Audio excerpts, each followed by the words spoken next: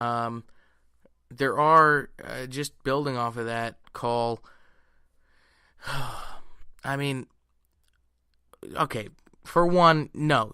Like I said, you can't win. You cannot win in the playoffs by scoring one run in a game. You can't. At the same time, if your offense isn't going, if you are only going to score one run in a game, and you have Max Scherzer throwing a no-hitter, and he gets you to the seventh inning.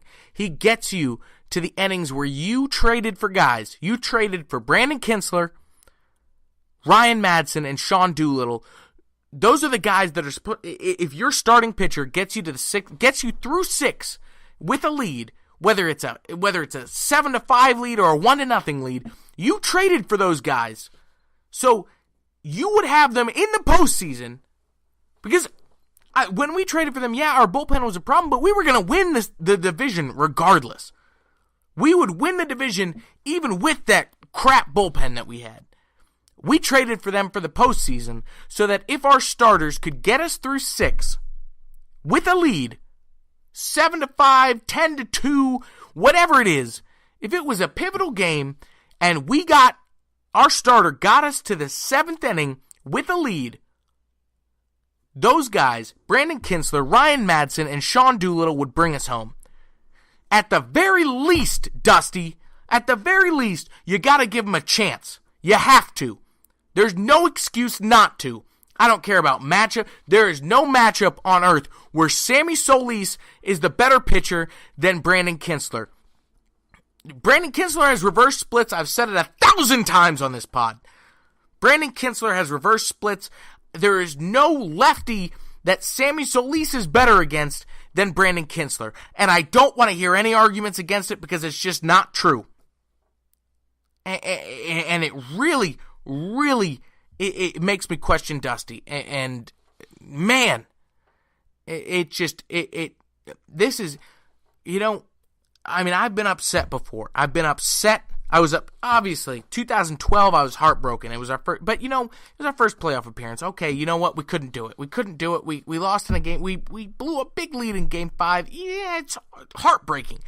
I was crying leaving the stadium that day. And 13, we lay an egg. We don't even make the playoff. 14, we come back strong. Bang, we're there. 14, we're there. We're in the playoffs against the Giants. Again, I'm crying leaving the stadium after we lose in the longest postseason game in history against the Giants. So Brandon Belt hits a home run because we don't let Jordan Zimmerman finish the game. It seems impossible for one team to mismanage this many situations in the postseason with this many different managers. This isn't one guy. This is not one person. This is not one.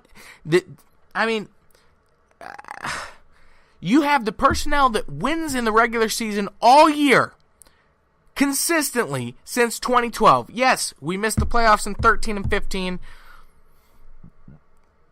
You can blame whatever you want for that. Yeah, there were many mistakes made. But you know what? You made the playoffs in 12, 14, 16, and 17.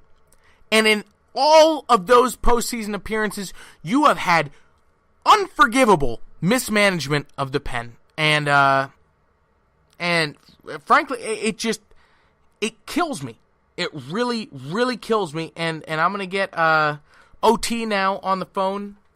OT is going to be on the phone. And I'm going to tell you, OT and I have had many disagreements recently. I've been arguing on the Nats' behalf. And here's OT. And frankly, he's probably going to make me look like an idiot. Hey, OT, how you doing?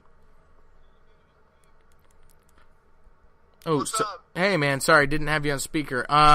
So you're on the podcast. I've had Corey on. Corey called in. He was watching the game with his dad. Drew just called in. I'm assuming you watched the game. You have a lot of ammo right now to talk about mismanagement of the roster, the pen, whatever you want to talk about here. I mean, it's tough, man. I'm in a bad spot. Yeah, you've defended your squad, and they mishandled their situation pretty badly. Yeah. They, was it not fitting that Jason Worth had the last bat, by the way? Oh, incredibly fitting. And again, inexcusable that he's actually in the batter's box there with Adam Lind on deck. It's unreal. Unforgivable. It really is. It really is. I mean, that's what you get when you have a caveman managing your baseball team. Yeah. I respect the old school, but back in the old school, they used to not give people water during football practice. Not everything old school is good. Like, not all of the old school is all that intelligent.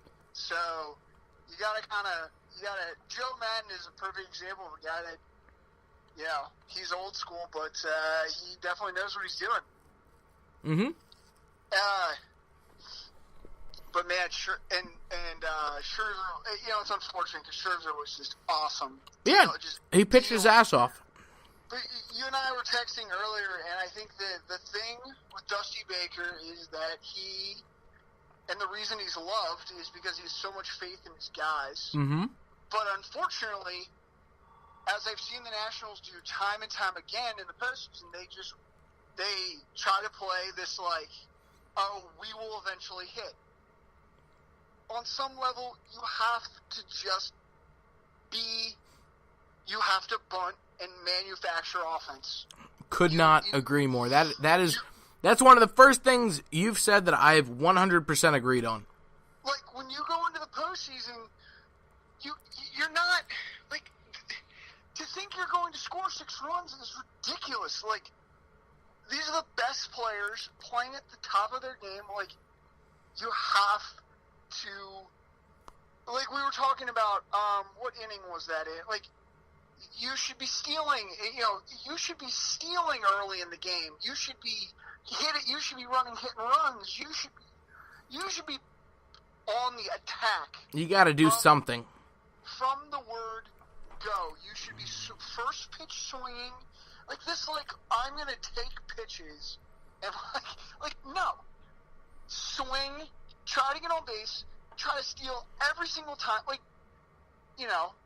Yeah.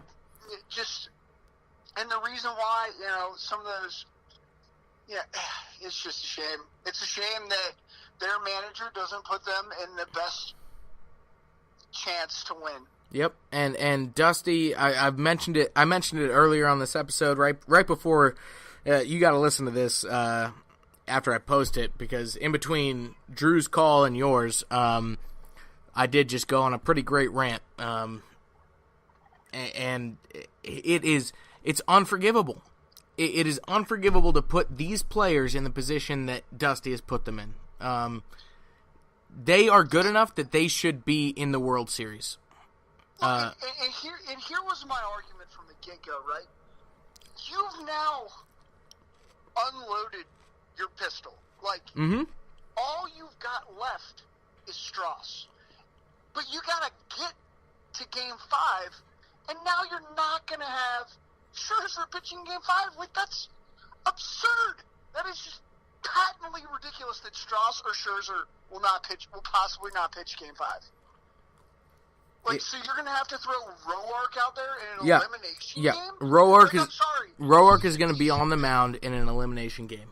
He's a decent pitcher, but you want your guys. Like, you should have – it should have been – you should have sat Strauss and Scherzer the last week of the season.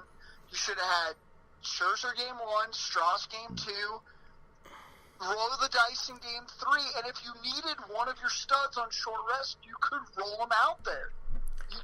You don't even have the option now. Nope.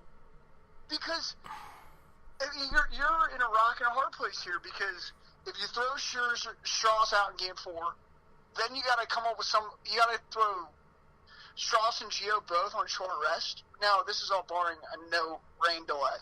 This is barring a no rain out situation. Yeah. But man, it's just poor, really, really poor management of the baseball. It's just assuming that you can do the same things and expect different results. Yeah, and that's just looking at the pitching, which you and I have gone back and forth on I think both of us have fair points. If we won today, I'd be preaching my side of it. We lost today, so you can preach your side of it. But bottom line is, we scored 1 run today. We scored 0 runs in Game 1. Obviously, we exploded in 1 inning in Game 2, but we scored 1 run again today. You can't win baseball games like that.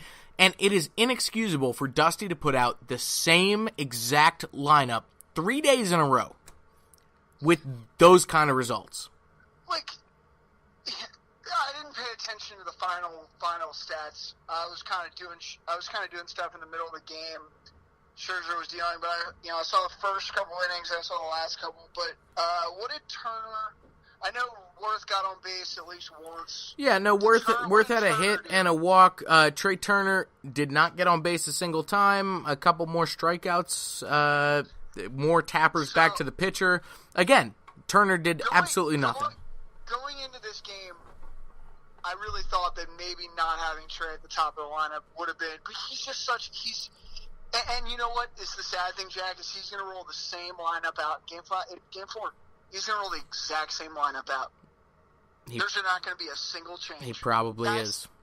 And that is you can't do nothing. You can't do nothing. No. You have to put Kendrick in the lineup. You've got to bat Harper 1 or Rendon 1. Or Michael A. Taylor. I mean, so Michael A. Taylor's batted 8th all 3 games. He has had, again, today, he had the best at-bats of any Nat. He had, he made great contact. He was seeing the ball well. And again, he was the only player in the lineup that had when he was in the box, you said, oh, I'm confident that he's going to get a base hit here.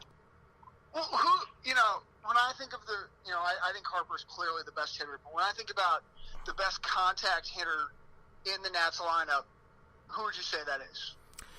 The best contact guy, I mean, I don't know. It's tough. I mean, I always think Rendon. Yeah, I'd say Rendon or Murphy. Right. So here's my. I don't understand not batting them 1-2. Like if I'm Dusty, I come out with all of my guns at the top, and I go Rendon 1, Murphy 2, Harper 3, Zimmerman 4. And I just unload and you just gotta unload the gun. Like, you just have to do it. And, like, he's gonna give Roark a ton of rope tomorrow, or whenever they play. And he should be on the shortest leash of all time. Use every pitcher on the roster if you have to. Yeah. You have to unload the gun. But he's so trusting his players that if Roark gives up 3 in the first, he'll stick with him. You can't do that. You must assume that you've got to win a 1-0 game. Mm-hmm. You can't play it any other way. To think that you're going to score 5 runs is ridiculous. You have to assume 1-0 is the winning score of tomorrow's game, and you have to play that way. Yep. I agree. You have to play as if you're going to win the game 1-0. So if they get to him early, you have to hook him and go to something else. Like, but he won't do it. No. He won't do it. No, I agree, and it's sad because for those listeners, OT is not the biggest Nats fan. He's not a baseball fan really, but he is a DC fan, and this is something that we've harped on. This is something we've talked about. It's just one of these DC teams has to get the city off the schneid, and you'd think it would be the Caps or the Nats because they are consistently one of the best teams in their sport in the regular season, and neither of them can do it. It's unfortunate that in such a cutthroat business that he cares so much about a group of grown men's feelings that he doesn't have the guts to make a drastic move. Yep. Because he's afraid of upsetting the vets. Yep. That's unfortunate. I agree. That's the unfortunate thing. What would Bill Belichick do here? Oh, Jason Worth would be cut. He would be out of the league. I mean, if this was Bill Belichick, the strategy would be so different. I mean, and it just sucks. It's really. I almost don't want to gloat. I almost don't want to gloat. I like to be right, but you're gonna gloat. Man,